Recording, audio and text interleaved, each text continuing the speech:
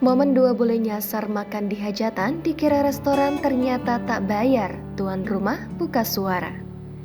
Kisah unik terjadi di Kelurahan Jatimulyo, Kapanewon, Girimulyo, Kulon Progo, Yogyakarta. Dua orang berkewarganegaraan asing alias bule terekam kamera menikmati makanan prasmanan di sebuah acara hajatan.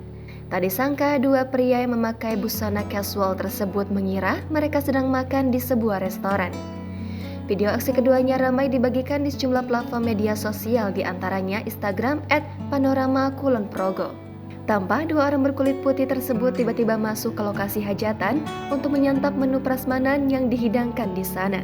Dua bule laki-laki dengan setelan kaos oblong, celana pendek, serta tas ransel tersebut berjalan kaki memasuki tempat hajatan.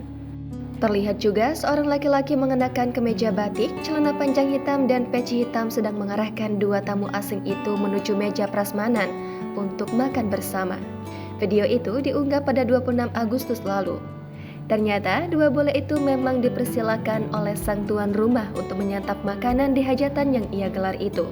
Pemilik acara hajatan, Pariman, tetap memperlakukan dengan baik dua bule itu seolah-olah mereka adalah tamu undangan. Ceritanya, bule itu nyari warung yang ada di sekitar kolam bawah.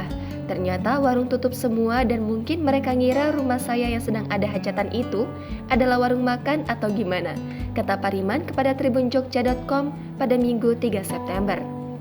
Dia mengatakan, meski dua bule itu nyasar, tapi ia tetap memperlakukan dengan baik. Sayangnya, Pariman tak bisa berbahasa Inggris, begitu juga dengan dua bule itu yang tidak bisa berbahasa Indonesia.